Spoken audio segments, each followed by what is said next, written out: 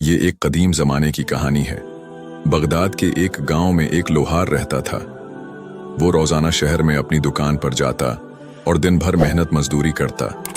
कभी कोई घोड़े की नाल ठीक कराने आता तो कभी रुकाब बनवाने। उसकी दिन भर की कमाई से चंद दिनार मिल जाते, जिनसे वो अल्लाह का शुक्र अदा करते हुए अपना और अपने घर वालों का पेट भरता। लोहार बहुत नेक और अक्लमंद था, लेकिन उसकी सबसे बड़ी खूबी उसका सब्र था।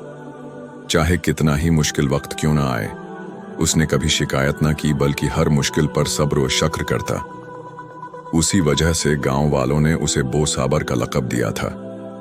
गांव वाले उसकी इस सिफत की वजह से उसकी बहुत इज्जत करते और किसी भी मुश्किल वक्त में उसी से मशूरा लेते। उसी गांव के करीबी जंगल में एक खूनख्वार शेर रहता था, जो कभी कभार गांव में आ जाता और गांव वालों के जानवरों को अपना शिकार बना लेता। गांव वाले उस शेर से तंग आ चुके थे।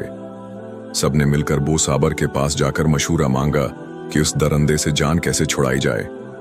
गांव वालों ने कहा कि इस शेर को जंगल में जाकर मार देना चाहिए, मगर बोसाबर ने कहा, भाइयों, अगर मेरा मशूरा मानो तो सब्र करो, इसी में भलाई है। ये शेर है, कोई बकरी नहीं कि उसे आसानी से मार दो। जरा सी भी गफलत से किसी की जान जा सकती है। गांव वालों ने बोसाबर का मशूरा मान लिया और सब्र करने का फैसला किया। अभी एक दिन ही गुजरा था कि दो शिकारी गांव में आए, जो शेर के माहिर शिकारी थे। गांव वालों ने उन्हें बताया कि शेर करीबी जंगल में रहता है। शिकारियों ने शुक्रिया अदा किया और जंगल की तरफ चले गए। अगली सुबह जब वो वापस आए तो अपने साथ शेर की लाश भी लाए, जिसे उन्होंने बड़ी बहादुरी से मार गिराया था। गांव वालों की जान इस खूंखार दरंदे से छूट गई। बोसाबर ने कहा, देखो, सब्र की बदौलत हमें उस दरंदे से नजात मिल गई। अगर हम खुद जंगल जाते तो शायद ये हमारे काबू ना आता और किसी की जान चली जाती। कुछ दिनों बाद गांव में सुल्तान के कुछ कारंदे आए, जो जंगों के लिए चंदा इकट्ठा करते थे। उन्होंने गांव वालों से बहुत बुरा सलूक किया और उनका सुकून तबाह कर दिया। नतीजतन कुछ शरपसंद गांव वालों ने तंग आकर उन कारंदों को कत्ल कर दिया और उनकी लाशें दरिया में फेंक दें। इसके बाद वो खुद फरार हो गए। गांव वालों की नींद हराम हो गई, क्योंकि उन्हें मालूम था कि जब सुल्तान को इस कत्ल की खबर मिलेगी तो वो पूरे गांव को तबाह कर देगा। गांव वाले एक बार फिर बोसाबर के पास मशूरे के लिए आए। बोसाबर से पूछा, तुम्हारा क्या ख्याल है, हमें क्या करना चाहिए? गांव वालों ने कहा कि हमें फौरन सुल्तान के हुजूर पेश होकर मुआफी मांग लेनी चाहिए। बोसाबर ने कहा, मेरी राय में तुम्हें सब्र करना चाहिए। अगर जाना चाहते हो तो जाओ, मगर मैं तो सब्र करूंगा और देखूंगा कि वक्त क्या करता है। इसकी बात सुनकर गांव वालों ने भी सब्र करने का फैसला किया और सुल्तान के पास जाने का इरादा तर्क कर दिया। कुछ दिनों बाद सुल्तान को कारंदों के कत्ल की खबर मिल गई। वो गुस्से से आग बगूला हो गया और अपने सिपाहियों का एक दस्ता भेजकर गांव पर हमला करवा दिया। सिपाहियों ने पूरे गांव को तहस नहस कर दिया। गांव वाले बोसाबर के पास आए और कहने लगे, हमारा गांव तबाह हो गया, अब चलो सुल्तान से मुआफी मांगते हैं। बोसाबर ने फिर वही जवाब दिया, भाइयों, सब्र करो और सुल्तान के पास न जाओ। गांव वालों ने कहा, तेरे सब्र की वजह से हम उस हाल को पहुंचे, अब और क्या चाहता है? आखिरकार गांव वाले खुद सुल्तान के दरबार में पेश हुए और मुआफी मांगकर गांव की बहाली की दरख्वास्त की। सुल्तान ने कहा, अगर तुम पहले आ जाते तो तुम्हारा गांव सलामत होता। गांव वालों ने कहा, हम तो पहले ही आना चाहते थे, मगर हमारे गांव में एक नेक लोहार है, हम उससे मशूरा किए बगैर कुछ नहीं करते। उसने हमें सब्र करने का मशूरा दिया था, मगर इस बार हम अपनी मर्जी से आए हैं। सुल्तान ने हुक्म दिया कि हमले से तबाह होने वालों को सरकारी खजाने से मुआवजा दिया जाए और गांव की मरम्मत भी सरकारी खर्च पर हो। साथ ही उसने बोसाबर को गांव से निकालने और सब्र करने की हदायत देने का हुक्म दिया जब तक उसकी अकल ठिकाने न आ जाए। सुल्तान के हुक्म पर बोसाबर को उसकी बीवी और दो बेटों के साथ गांव से निकाल दिया गया। वो एक समत चल पड़ा, जेब में एक पाई भी न थी। सफर करते हुए वो एक जंगल से गुजरे, जहां कुछ लटीरों ने उन्हें घेर लिया। कुछ न मिलने पर लटीरों ने बोसाबर के दोनों बेटों को बांध लिया और गुलाम बनाकर बेचने के लिए ले गए। बोसाबर ने सब्र किया, मगर उसकी बीवी रोने लगी। उसने बीवी से कहा, सब्र करो, अल्लाह हमें उस मुश्किल से निकालेगा। वो आगे बढ़े और एक गांव के करीब पहुंचे। बोसाबर ने बीवी से कहा, तुम यहां रखो, मैं गांव से खाना लेकर आता हूं। वो गांव की तरफ चला गया। इस दौरान एक सिपाही वहां से गुजरा और बोसाबर की बीवी को जबरदस्ती गुलाम बनाकर ले गया। जब बोसाबर वापस आया तो बीवी को न पाकर गमगीन हुआ, मगर उसने फिर सब्र किया और सफर जारी रखा।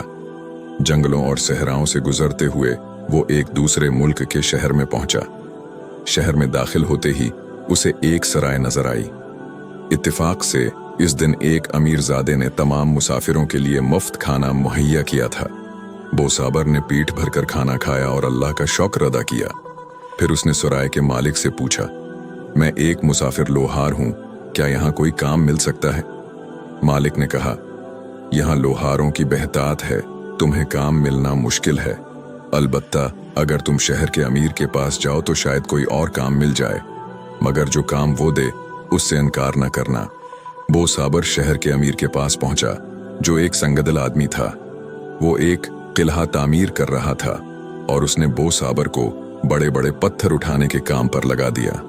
बोसाबर दिन भर पत्थर उठाता और शाम को सिर्फ 2 रोटियां मिलते। वो सब्र और शुक्र के साथ उनसे गुजारा करता। एक दिन एक मजदूर सीढ़ी से गिरकर अपनी टांग तोड़ बैठा और दर्द से चलाने लगा। बोसाबर उसके पास गया और कहा, भाई सब्र करो, सब्र करने वालों को उसका सला मिलता है। इत्तेफाक से उस दिन सुल्तान वहां मौजूद था। उसने हुक्म दिया कि मजदूर का इलाज किया जाए और इस सब्र के वाइज को इंधे कन्वे के कैद खाने में डाल दिया जाए ताकि उसकी सब्र की ख्वाहिश पूरी हो। बोसाबर को अंधे कन्वे में कैद कर दिया गया, मगर उसने वहां भी सब्र न छोड़ा। कुछ दिन बाद सुल्तान को ऐसी बीमारी लाहिक हुई कि वो हड्डियों का ढांचा बन गया और जल्द ही अपनी सल्तनत छोड़कर दुनिया से रुखसत हो गया। सुल्तान ने अपने भाई को कत्ल कर दिया था, मगर बगावत के खौफ से दरबारियों से कहा था कि वो उसे अंधे कनवे में कैद कर रखा है। सुल्तान की मौत के बाद तख्त खाली हो गया। दरबारियों ने मशूरा किया और अंधे कनवे में जाकर देखा कि बोसाबर अल्लाह की याद में मगन है। उन्होंने उसे सुल्तान का भाई समझकर सलाम किया और शाही लिबास पहनाकर तख्त पर बैठा दिया। बोसाबर अब सुल्त सराउंडिंग एरिया हो गया और उसे मालूम था कि ये उसके सब्र का सला है। वो इंसाफ के साथ हुकूमत करने लगा और रायत उससे खुश थी। उसकी बीवी, जिसे एक सिपाही ने गुलाम बनाया था, जब उसे मालूम हुआ कि नेक दिल सुल्तान हुकूमत कर रहा है तो वो दरबार में इंसाफ मांगने आई। बोसाबर ने उसे फौरन पहचान लिया, मगर खामोश रहने का इशारा किया और हुक्म दिया कि उसे महल में भेज दिया जाए। फिर उसने उस सिपाही को तलब किया और उसे कैद करके सब्र की तलकीन की। कुछ दिन बाद वो लटीरे जो बोसाबर के बेटों को अगवा करके ले गए थे, उन्हें गुलामों के सौदागर बनकर दरबार में ले आए। बोसाबर ने अपने बेटों को पहचान लिया और उन्हें भी खामोश रहने का इशारा किया। उसने बेटों को महल भेजने और लटीरों को कैद करने का हुक्म दिया। एक दरबारी, जिसे बोसाबर के फैसलों पर हैरत हुई, ने पूछा, हुजूर, आपकी नेकी का मैं गवाह हूं, मगर ये फैसले मुझे हैरान कर रहे हैं। बोसाबर ने कहा, मैं सुल्तान का भाई नहीं, एक गरीब लोहार हूं। अल्लाह ने सब्र के बदले मुझे ये सल्तनत अता की। उसने अपनी बीवी और बच्चों की कहानी सुनाई और अपनी हकीकत बयान की। दरबारियों ने एक जबान होकर उसे अपना सुल्तान मान लिया। जिस सुल्तान ने बोसाबर को जला वतन किया था, उसके खिलाफ रैयत ने बगावत कर दी और वो बोसाबर के दरबार में पनाह मांगने आया। बोसाबर ने उसे पहचान कर कहा, मैं वही लोहार हूं जिसे तुमने सब्र की वजह से जला वतन किया था। आज मुझे सब्र का सला मिला और तुम्हें अपने जुल्म की सजा। बेशक अल्लाह सब्र करने वालों के साथ है।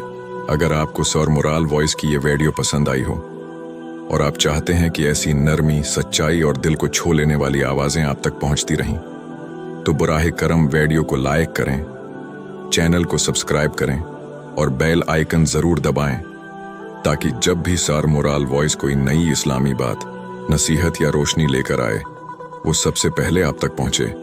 अल्लाह आपको सलामत रखे, खुश रखे और दीन के रास्ते पर साबित कदम रखे।